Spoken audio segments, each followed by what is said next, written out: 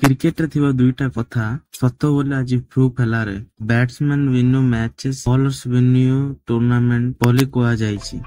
ଆମେ ଏ ମ୍ୟାଚ୍ ଜିତିବା ପାଇଁ କାରଣ ହିଁ ଆମର ବୋଲର୍ସ ମାନେ। ଲାଷ୍ଟ 4 ଓଭରରେ 26 ରନ୍ ଦରକାର ଥିଲା, ସେବେ ଆମର ବୁମରା ଓ ପାଣ୍ଡିଆ ଦୀପ ସିଂ ବୋଲିଂ ପାଇଁ ହିଁ ଆମେ ଜିତିଲୁ। ତାଠୁ ଆଗର ମ୍ୟାଚ୍ ମନରେ ଆମର ସ୍ପିନର୍ସ ଏକ୍ସେଲେଣ୍ଟ ବୋଲିଂ କରିଥିଲେ। ଏହାପରେ ଆଉ ଗୋଟେ କଥା, କ୍ୟାଚେସ୍ ୱିନ୍ ମ୍ୟାଚେସ୍। ଲାଷ୍ଟ ଓଭରରେ 16 ରନ୍ ମାରିଲେ ସାଉଥ ଆଫ୍ରିକା ୱିନ୍ ହବ।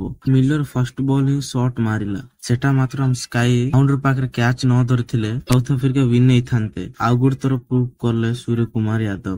କ୍ୟାଚେସ୍ ୱିନ୍ ମ୍ୟାଚେସ୍। ଆଚ୍ଛା, ସାଉଥ ଆଫ୍ରିକା ଫାର୍ଷ୍ଟ ଟାଇମ୍ ହେଲେ ବି ଫାଇନାଲରେ ଜିତିବି ବୋଲି ଭାବିଥିଲୁ, ଏତେ ଇଜିରେ ମ୍ୟାଚ୍ ଜିତିବାଟା କେମିତି ହାରିଗଲୁ ଆମେ। 26 ରନ୍ 2 ଓଭରରେ ମାରିବାର ଥିଲା, କିନ୍ତୁ ଆମେ 4 ଓଭରରେ ମଧ୍ୟ ମାରି ପାରିଲୁ ନାହିଁ। ଆଉ ଏମିତିର ଚାନ୍ସ ଆମକୁ କେବେ ମିଳିବ କି? ମ୍ୟାଚ୍ ତମର ହାତକୁ ଆଣିକି ମୁଁ ରଖିଥିଲି। ଏ ପିଚରେ କେହି ବି 150 ଷ୍ଟ୍ରାଇକ୍ ରେଟ୍ରେ ନ ଖେଳୁଥିଲେ ମଧ୍ୟ ମୁଁ 200 ଷ୍ଟ୍ରାଇକ୍ ରେଟ୍ରେ ମାରୁଥିଲି। କଷ୍ଟ ପୁରା ୱେଷ୍ଟ କରିଲ ନା। No talking, only crying is coming. ରୋରେ କ୍ଲାସନ୍ କାହିଁକି କାନ୍ଦୁଛୁ? ଭଗବାନ ଆମର ସାଇଡରେ ନାହିଁ, ଆଉ କଣ କରିବା ଆମେ। ସିକ୍ସ ମାରିବାଟା ସେ ସ୍କାଇ କ୍ୟାଚ୍ ଧରିଲା। ଆମର ଡେଙ୍ଗା ମାର୍କୋ ହେନସନ୍ ହାର୍ଦ୍ଦିକ ପାଣ୍ଡ୍ୟା ଓଭରରେ ମାରିଥିଲେ ଆମେ ଏ ଟ୍ରଫି ଜିତିଥାନ୍ତୁ। ସେ ହେନସନ୍ କୁ ସାଉଥ ଆଫ୍ରିକାର ବ୍ୟାଟିଂ କରିବାକୁ କହିଲେ 4 ଛକା ସାଙ୍ଗେ ମରେଇ ଦବ। ଏଇ ଇଣ୍ଟରନ୍ୟାସନାଲ ମ୍ୟାଚ୍ ରେ ମାତ୍ର ସିଙ୍ଗଲ ବି କାଢିବ ନାହିଁ। ଜଷ୍ଟ 10 ରନ୍, ଗୋଟେ 4 କି 6 ମାରିଥିଲେ ଆମେ ଜିତିଥାନ୍ତୁ। ଆରେ ସବୁ ମିଶିକି ମୋର ଉପରେ ପଡିଲେ ହେବ କି? ମୋର ପାଇଁ ହାରିଲା ବୋଲି କହୁଛ କି ତମ ମାନେ ସମସ୍ତେ? ଆମ ମାନେ ଟ୍ରେଡିସନାଲ ଜୋକର୍ସ ବୋଲି ସମସ୍ତେ ଜାଣିଛନ୍ତି, ହେଲେ ମଧ୍ୟ ମୁଁ କୋହଲିକି ତ ଆଉଟ୍ କଲି ନା। ଆଉଟ୍ କଲୁ ଯେରେ 85 ରନ୍ ମାରିଲା ପରେ ଆଉଟ୍ କଲେ କଣ ଲାଭ ଅଛି?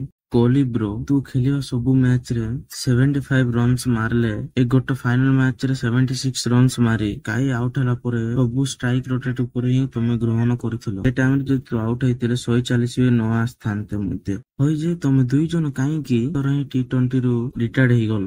ଜୟସୱାଲ ଭାଇ, ମୁଁ ରିଟାୟାର୍ଡ ହେଇଛି ତମର ମନ ପାଇଁ। ମୁଁ ଏବେ 6ଟା T20 ଖେଳିଲି, ବିରାଟ କୋହଲି 9ଟା T20 ଖେଳିଲା। ଏବେ ଆମର କାମ ସରିଲା, ସବୁ ତମେ ହିଁ ଦେଖିବାର ଅଛି। ମୁଁ ଜାଣିଲା ଏତିକି ହେଲେ ତାଙ୍କ ମାନଙ୍କୁ ସମସ୍ତେ ଆମ ଇଣ୍ଡିଆନ୍ ଟିମ୍ କୁ ବହୁତ ବଡ ହାଇଟ୍ସ କୁ ନେବେ। ଏଟା ସବୁ ଛାଡ। ଆରେ ଭାଇ ଅକ୍ଷର ପଟେଲ, ତୁ କ୍ଲାସନ ପକେଇବା ଗୋଟେ ଓଭର ନେଇ 26 ରନ୍ ଦେଲୁ, 2ଟା ଛକା 2ଟା 4 2ଟା ହ୍ୱାଇଟ୍ ରନ୍ ଦେଲୁ, ହେଲେ ତୁ ମାରିବା ସ୍କୋର ରେ ଅଧା ରନ୍ ଗୋଟେ ଓଭର ହିଁ ଦେଇଦେଲେ। ତୁ ଆମେ ମ୍ୟାଚ୍ ଜିତିବା ବୋଲି ତୁ କେମିତି ତୁ ଭାବିଥିଲୁ?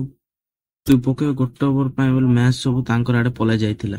ତଥାପି ରୋହିତ ଭାଇ, এই ପିଚ୍ ସ୍ପିନ୍ ପିଚ୍ ନାହିଁ ଭାଇ, ତମେ ବି ଜାଣିଛ। ଆଉ ଗୋଟେ ପଟରୁ ମୋର ବ୍ୟାଟିଂ ରେ ମଧ୍ୟ ମୁଁ ଭଲ ପରଫର୍ମାନ୍ସ ଦେଇକି ଭଲ ସ୍କୋର ଆଣିବା ପାଇଁ ସହାୟତା ଦେଇଥିଲି। ରିଷଭ ପନ୍ଥ ଫୁଲ ଟଚ୍ କୁ ତୁ କାହିଁକି ଆଉଟ୍ ହେଲୁ ରେ? ତୁ ଏମିତିର ମ୍ୟାଚ୍ ରେ ବିସ୍କେଟ କଲେ ହିଁ ମନେ ଜୟସୱାଲ କୁ ଆଉ କାହାକୁ ହେଲେ ମନେ ପଡୁଥିବ। ସେଟା ଫୁଲ ଟଚ୍ ପଡିବ ଭାବିକି ସ୍ଲିପ୍ କରି ଭାବିଲା ବେଳକୁ ସେଟା ଲୋ ଫୁଲ ଟଚ୍ ହେଇଗଲା ଭାଇ। ନ ଜାଣିନ କ୍ୟାଚ୍ ଆଉଟ୍ ହେଇଗଲା। କଣ କରିବି ଭାଇ, ତମେ ହେଲେ କୁହ। ବହୁତ ଖୁସି ହଉଛି କି ଯେ ରିଟାୟାର୍ଡ ଦେଲି ଯେମିତି ମୁଁ ୱାର୍ଲଡ କପ୍ ଜିତିଲୁ, ମତେ ବହୁତ ଖୁସି ଲାଗୁଛି। ବିରାଟ କୋହଲି, ରୋହିତ ଶର୍ମା, ରବୀନ୍ଦ୍ର ଜାଡେଜା, ସେଲ୍ୟୁଟ।